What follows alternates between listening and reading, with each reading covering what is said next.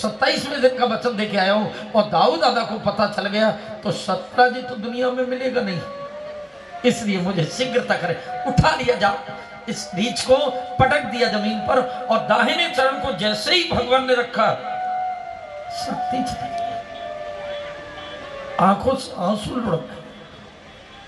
तालुओं की रेखाओं का अवलोकन करते ही निर्बल हो गया, सब बंद जाता रहा, रोने लगा। भगवान ने कहा, बोले क्या हुआ?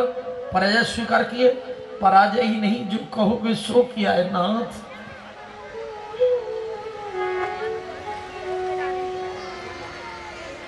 अपराध हो गया, मेरे हाथ क्यों नहीं जाते?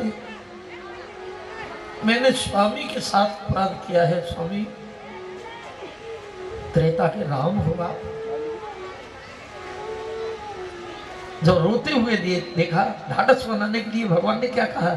अपने भक्त को बहुत कृपा करता है, बहुत कृपा करता है। मम इच्छा है, मेरी इच्छा है ना, मांगा हुआ वरदान कैसे पूरा नहीं करता? बोले क्या मांगा था मैंने? बोले जीव को याद नहीं रहता और परमात्मा कभी भूलता नहीं है। ईश्वर वो है जो कभी नहीं भूलता और भूल जाता है, वही तो जीव है। आप भूले हो। अब रावण का वध करने के बाद लखन के द्वारा विभीषण को राज्याभिषेक लंका का करके कुबेर के पुष्पक विमान पर सीता की अग्नि परीक्षा लेकर अपने संपूर्ण सहयोगी, उसमें आप भी थे, आपको लेकर श्री अवध जब हम आए, दीपावली मनाई, भरत भैया ने आज सारी अयोध्या में दीपावली मनवाई। उस समय मुझे राम को राज्य गद्दी दी गई। उस समय मैं भेंट दे रहा, तुम्हें पुरस्कार बांट रहा था सबको। आपने पुरस्कार लेने से इनकार कर दिया। राम और रावण दल में मेरे बराबर बलवान कोई नहीं था। प्रभु, रावण से बड़ा पृथ्वी पर कोई बलवान नहीं था। रावण को आपने मारा है। अगर उपहार देना चाहते हो तो एक काम करो। बोले क्या है? बोले इस समय पृथ्वी पर आपसे बड़ा बलवान कोई नहीं है, दो दो हाथ आप ही कर लो मुझसे। राम जी ने कहा, बोले मैं तो भैया मैं स्वामी और तू सेवक, मर्यादित जीवन की शिक्षा देने जगत को राम अवतार धारण किया है। इस समय ये होगा तू मर्यादा टूट जाएगी, अगर तू यही चाह। बोले मेरे भुजाओं में खुजली मची है, कोई मिला नहीं मुझसे मल्ल युद्ध करने वाला। बोले खुजली मिटानी है और एक युग की प्रतीक्षा करनी पड़ेगी। जामवंत, द्वापर में कृष्ण बन कर आऊंगा। अब जो इतना कहा, बोले हाँ प्रभु कुछ कुछ याद आ रहा है। प्रभु ने हंसते हुए मुस्कुराते हुए कहा, जामवंत जी खुजली और है क्या? चरणों में गिर गया। बोले प्रभु अब कुछ हंसी की बातें, विनोदपूर्ण बातें। बोले एक युग बीता, बहुत दिन बाद मुलाकात हुई है, समय कैसा बीत रहा है? बोले ध्यान करता हूँ, नाम जपता रहता हूँ प्रभु, मुझे कोई कष्ट नहीं है और कोई वेदना। बोले एक वेदना है बस, जवान बेटी हो, पिता के सामने खड़ी हो, कष्ट है। एक बेटी है ये मेरी, विवाह योग्य है, विवाह हो जाए फिर तो केवल आपका ही नाम तो लेना है। बोले कोई सुयोग्य वर ढूंढिए, मेरी आवश्यकता पड़े द्वारिका का राजा हूं इस समय, कोई आवश्यकता पड़े। बोले वर ढूंढ लिया। बोले कौन है? बोले आपसे सुंदर मेरी कन्या को कोई वर मिलेगा नहीं प्रभु, आप मेरी कन्या को स्वीकार कीजिए। भगवान कैसे इनकार करते हैं?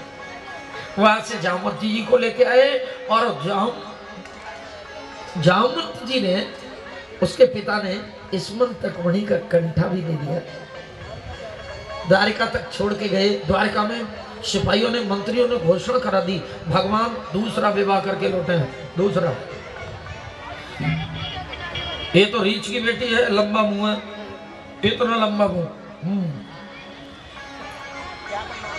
लक्ष्मी अंश स्वरूपा भगवती रुक्मिणी जी ने सोचा, बोले कि हमारे यहाँ रीछ जैसी बहन आएगी तो गड़बड़ हो जाएगा, सब लोगों को डर लगेगा, लक्ष्मी है वो तो। उस समय भी घूंघट उठा के देखने की, मुख देखने की प्रथा थी। नव दंपति का जाकर स्वर्ण थाल के द्वारा दीपक जलाकर आरती किया। आरती करने के बाद पहली बार भगवान की प्रथम रानी रुक्मिणी जी ने आहा साड़ी का घूंघट उठाकर जैसे ही मुंह देखा गोल हो गया, लंबा मुंह गोल, अति दिव्य स्वरूप धारण किया। मुख देखते ही देखो, पहले मुख दिखलानी मिला करती थी ना, नई बहू आती थी तो गांव की सब माता बहन आती थी, पोटरी से बढ़िया है, अच्छी है, सुंदर है, कुछ देती थी। अब कोई मुख देखने आता है किसी पर, वो वहीं दिखा देती है स्टेज पे, सब दिखा देती है। अब घर आते हैं तो पिताजी कहते हैं, बोले अरे देखो तो सही है, हमारे यहाँ पर्दा ज्यादा है।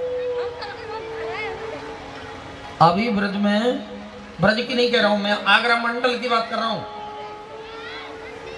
और यहाँ आगरा मंडल के लोग बहुत विराजे हैं। पर्दे में बहुत कुछ छिपा है। एक गीत आता था पहले फिल्म का, पर्दे में रहने दो, पर्दा न हटाओ। पर्दा हट गया तो खड़ेरा खुल जाएगा। ये कितना भी गंदा हो, कैसा भी हो, पर्दे में तो सुंदर सब लगते हैं, लेकिन एक आंख बंद हो तो, वैसे पर्दे में बहुत अच्छी लग रही है, लेकिन पर्दा हटेगा तो राधे बोलना पड़ेगा, तेरा ऐप भी छिपा है पर्दे में। पर्दे में रहने दो, पर्दा ना। नारी का पर्दा उसकी सुंदरता का प्रतीक है साहब, लज्जा का प्रतीक है, हया का प्रतीक है, मर्यादा का प्रतीक है। भारतीय संस्कृति में नारी पर्दे में अच्छी लगती है बहुत, और सर पे तो रखे कम से कम। कुछ मैया तो आती है और बिल्कुल, हमारे यहाँ मुसलमान तक नमाज अदा करने जाता है तो सर पर कपड़ा रखे जाता है। और सरदार देखें, जब भी गुरुद्वारे में जाएगा तो बिना रुमाल के जाएगा नहीं, सर पर होना चाहिए कुछ पर्दा। अब तो सत्यजित को बुलाया गया दरबार में, बुलाओ सत्यजित को बुलाओ। आदर से आए सत्यजित से कहा, बोले सत्यजित जी, सारा खचाखच हमा भरा हुआ था दरबार, उसमें सत्यजित को बुलाकर कहा, देखो ये 10 व्यक्ति साक्षी हैं, मैंने तुम्हारे भाई की हत्या नहीं की, तुम्हारे भाई की हत्या एक सिंह ने किया, और सिंह को रीछ ने मारा, उसकी बेटी को विवाह कर लाया हूं, और उसी से ये सुमंतक मणि मिली है, आप इस मणि को स्वीकार करें। रोने लगा, जल में रहे मगरमच्छ से बैर करे, ये राजा है यहाँ का और मैंने अपराध किया, इनके चरणों में गिर गया। बोले स्वामी मुझे क्षमा करो, और मैं जब सोचूंगा कि क्षमा कर दिया है, मेरी भी एक बेटी है, स्वीकार करो, मेरी भी बेटी को स्वीकार करिए। मैं सोचूंगा कि मुझे क्षमा कर दिया है, बिना बेटी लिए क्षमा कैसे? बोले वो तो हमारी युग युग से है, ये पृथ्वी की अंश स्वरूप है ना, ये सत्यभामा ही पृथ्वी है, और ये पृथ्वी का अंश ही तेरे यहाँ कन्या बनकर आया है। और 2 ही पत्नियां हैं मुख्य मेरी, एक श्रीदेवी और दूसरी भ्रूदेवी, एक लक्ष्मी और दूसरी पृथ्वी। भगवान ने तीसरा भी विवाह सत्यजित की कन्या सत्यभामा से किया, शुभ मंगल। बोले गोविंद भगवान की जय। अब विवाह होते चले जा रहे हैं, लेकिन एक दिन एक घटना घटी बहुत सुंदर। देखो 16,108 विवाह है, और तीसरा विवाह हुआ है, चौथा विवाह हुआ मित्रविंध्या के साथ, 5वां विवाह सत्या के साथ, 6वां विवाह सूर की कन्या कालिंदी मैया के साथ, 7वां विवाह भद्रा सुरकीर्ति के साथ, और 8वां विवाह लक्ष्मणा के साथ हुआ। लेकिन एक दिन एक घटना घटित होते हुए देखी। सत्यभामा ने तो भगवान श्री कृष्ण से प्रार्थना की नहीं, बोले प्रभु वैसे तो माता माता नहीं होती है, लेकिन कब तक सहन करूं, मेरा एक बेटा है, पृथ्वी का एक पुत्र है, मंगल। प्रेम से बोलो। ये नवग्रह में पंडित जी जब मंत्रोच्चारण करते हैं तब उसका उच्चारण आता है, पृथ्वी का पुत्र है मंगल, और मंगल को भौम बार भी बोलते हैं। और भौम बार नहीं है, ये भौमासुर है, ये पृथ्वी का बेटा है। आज तो देव माता अदिति के कुंडल खींच लाया, और इतना पापी है, इतना दुष्ट है कि ऐसा गलत संकल्प जीवन में लिया है कि अपहरण करके सुंदर सुंदर राजकन्याओं को अपनी कैद खाने में डाल रखा है। 16,100 कन्याएं पड़ी हैं, 20,000 हो जाएंगी जब विवाह करूंगा। ऐसे ऐसे पृथ्वी पे पापी, हिम्मत नहीं थी उसके सामने जाने की राजाओं को। प्रभु आप धर्म के सेतु हैं, तो ये अधर्म सहन क्यों करते हैं? मैं आपसे कहती हूं वध करिए उसका। बेटे का वध कराने के लिए माता ने कहा। भगवान गए,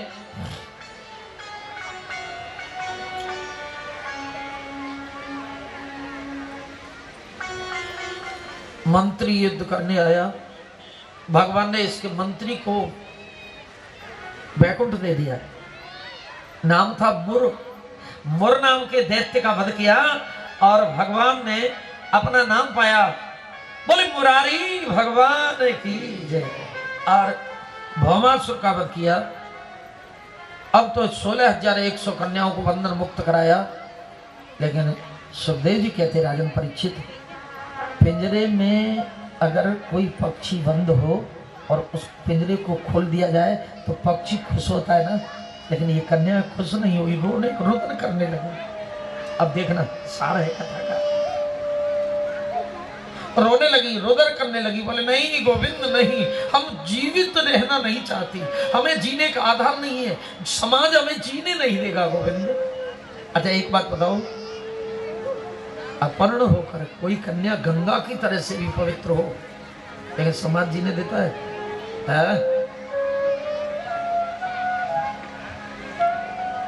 हम तो बहुत दिन रही है इस पापी के हाथ। मृत्यु दे दे कृष्ण, हमें जीना नहीं है। हम पतित हो चुकी हैं समाज की दृष्टि में, और पतितों का संसार में जीना कैसा? भगवान ने कहा मेरा एक नाम है, पतित पावन। मेरा नाम कौन कहेगा पतित? मेरा नाम बदनाम हो जाएगा। इसलिए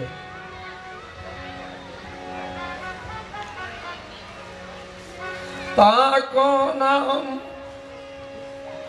पतित पावन, के ही अति दीन प्यारे। जाऊं चरण तुम्हारे, जाऊं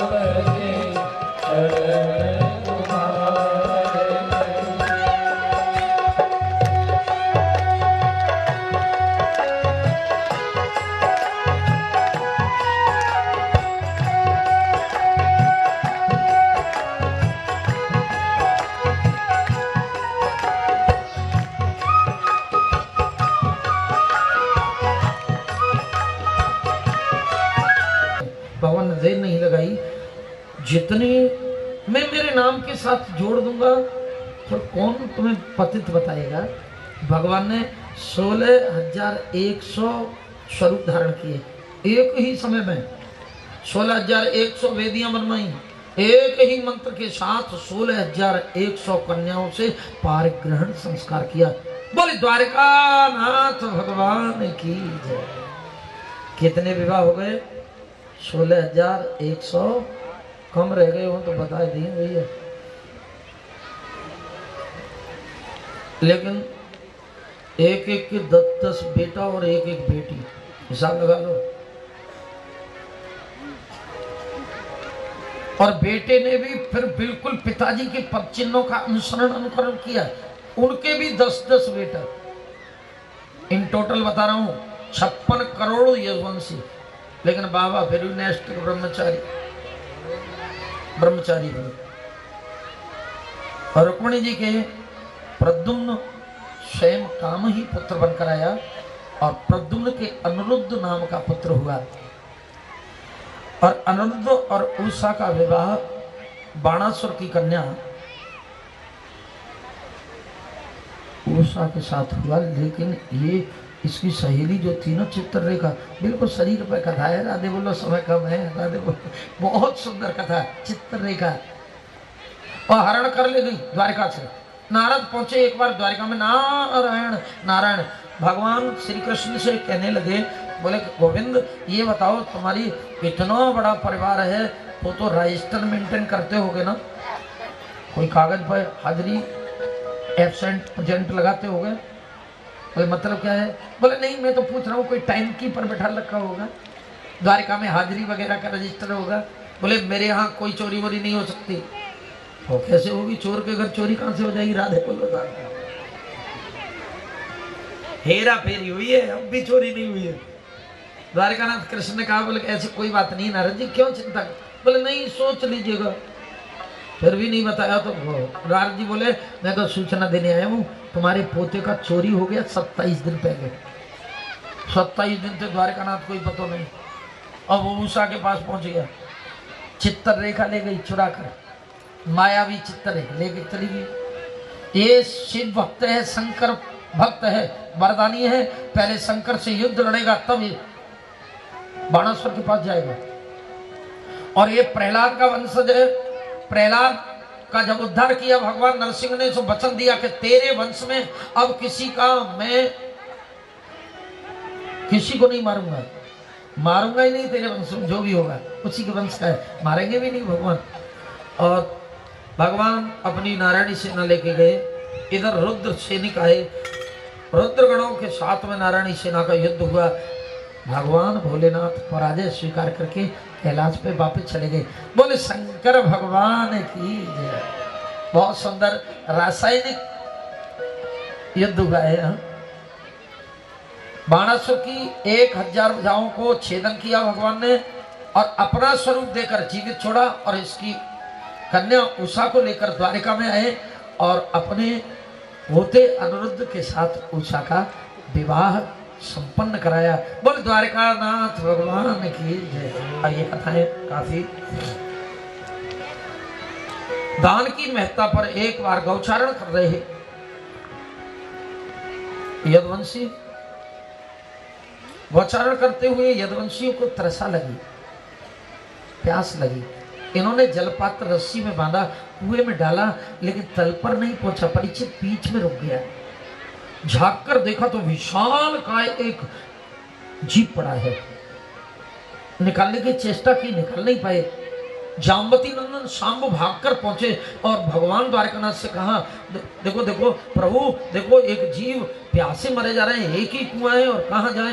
भगवान अंतर्यामी है, जानते हैं आज मुझे किसी का उद्धार करना है। स्वयं परमात्मा आए और जैसे ही दाहिने चरण का अंगुष्ठ थोड़ा स्पर्श हुआ मस्तक पर, दिव्य स्वरूप धारण करके आहा, देखते ही देखते एक विमान आया और विमान पर भगवान की प्रदक्षिणा करके श्री कृष्ण गोविंद हरे मुरारे, हे नाथ नारायण वासुदेवाय मंत्र उच्चारण करते हुए भगवान के अनेक नाम लेते हुए नारायण के लोक को चला गया। बोले गोविंद भगवान की। ये बात यदुवंशियों ने चमत्कार देखा, भगवान से प्रश्न कर दिया, बोले प्रभु ये बताओ ये सब क्या है, ये हम समझ नहीं पाए। सुखदेव जी से परिचित पूछता है, बोले ये क्या था। बोले ये सब दान की गड़बड़ी थी। प्रेम से बोलना पड़ेगा सीधा ने। दान तो करते हैं लोग, लेकिन गड़बड़ हो जाता है तो नाव नहीं बनता, भंवर बन जाता है। परिचित ध्यान से सुनिए कथा को। दान करना चाहिए निश्चित, दान के बिना सदगति कलयुग में है ही नहीं। प्रगट 4 पद धर्म के, कलम एक प्रदान, एन केन सब विदिशो, दान करे कल्याण सियावर रामचंद्र की जय। चिड़ी चोंच भरे ले गई, घटे न सरवर नीर, दान किए धन ना घटे। पैसा भी नहीं घटता है, लाखों गुना मिलता है। ये तो डिपॉजिट है साहब, फिक्स डिपॉजिट। जितना करेगा उसका, जितना ज्यादा करेगा ज्यादा मिलेगा, कम करेगा कम मिलेगा, बहुत मिलता है। लेकिन एक बात पता है, दान विवेक पूर्ण होना चाहिए।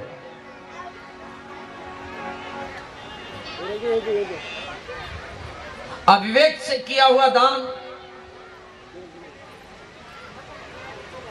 नरक का रास्ता बताता है।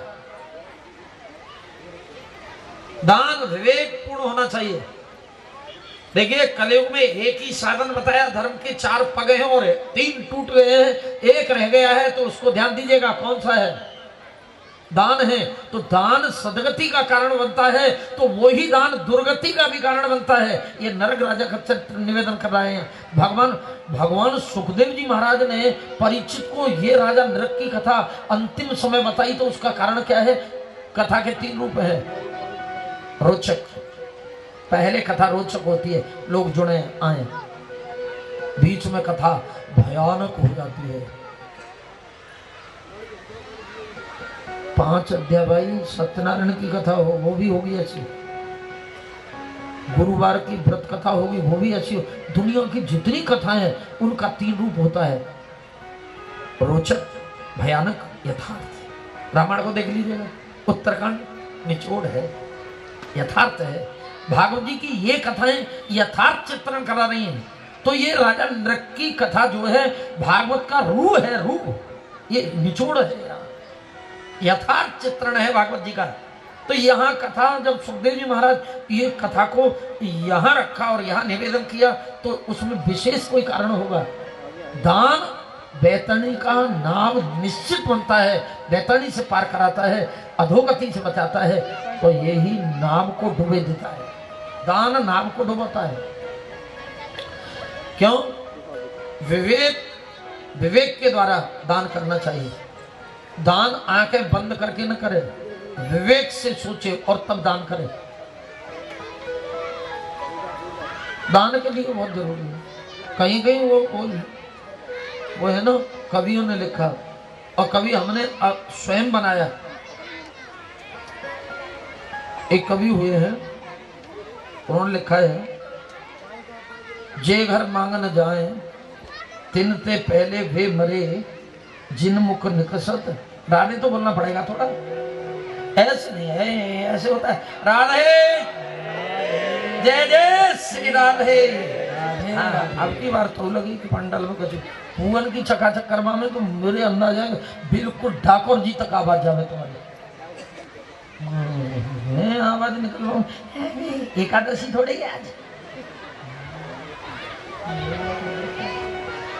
माताएं बोलेगी जय श्री राधे। हार मत जाना, अब की बार तुम्हें बोलना है, इन्हें सुना दो कैसे आवाज निकलती है। जय श्री राधे।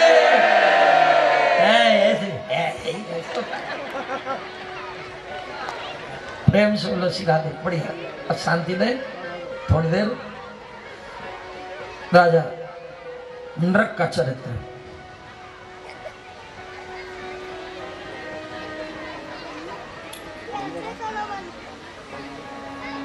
हर चीज में इस जगत में अशुद्धि है।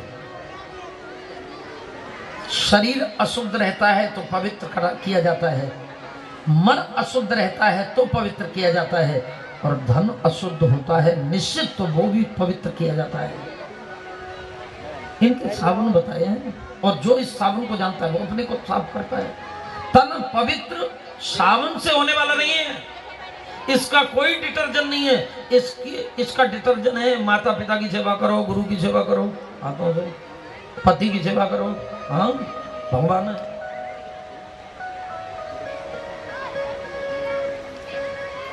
बुजुर्गों की सेवा करो, देव स्थान की सेवा करो, बुजुर्ग संतों की सेवा करो। ये तन पवित्र सेवा की, तन की पवित्रता सेवा। धन पवित्र किए दान, निश्चित दान से धन की पवित्रता है। मन पवित्र हरि भजन सो त्रिविध होय कल्याण, तीनों विधि से कल्याण है।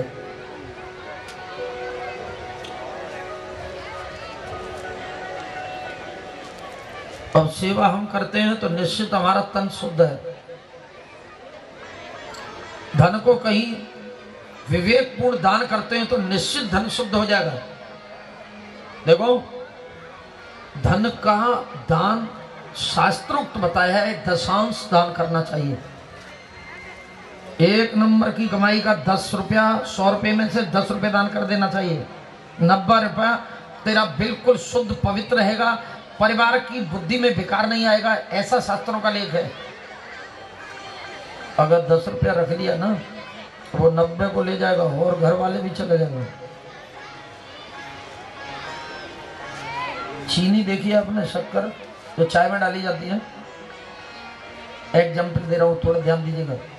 शक्कर देखिए बिल्कुल एकदम क्रिस्टल, एकदम जाली, कहीं उसमें कचरा दिखाई देता है? चीनी जो शक्कर डालते हैं चाय में, कॉफी में, एकदम साफ है। लेकिन वो पानी कढ़ाई में डालकर उस चीनी को डालना और नीचे से गैस चालू कर देना और चूल्हा चालू हो जाए, थोड़ी देर बाद देखोगे तो उसमें स्लैक आ जाता है ऊपर, कहाँ से आया। ऐसे ही धन में भी दशांश अशुद्धि होता है निश्चित, इसलिए इसको दान के रूप में निकालना ही अत्युत्तम है। ऐसा शास्त्रों का मत है, निकाल देना चाहिए। नहीं निकालता तो विनाश के अनेक रास्ते खुल जाए, कहीं डॉक्टर पे जाएगा, कहीं वकील पे जाएगा, कहीं और जाएगा, वो रोकेगा नहीं, वो जाता है, अनेक रास्ते खुलता है। इसलिए रास्ता न पकड़े, वो सद रास्ते पे, वो अपने प्रथम गति के रास्ते पे चला जाए। प्रथम धन की 3 गति है, दान भोग नाश, प्रथम गति में चला जाए, अति उत्तम गति है, और फिर उतना ही अधिक लेकर आएगा। अगर और रास्ते पे गया तो वो भी चला जाएगा, आएगा भी, रिटर्न नहीं मिलेगा, लौट कर मिलेगा नहीं, क्यों? डिपॉजिट तो किया ही नहीं। ये तो इसलिए चाहिए दशांश दान कर दें, दशांश दान कर दें। अच्छा क्यों करें साहब? हमने कमाया, हम नहीं करते? प्रेम से बोलो श्री राधे।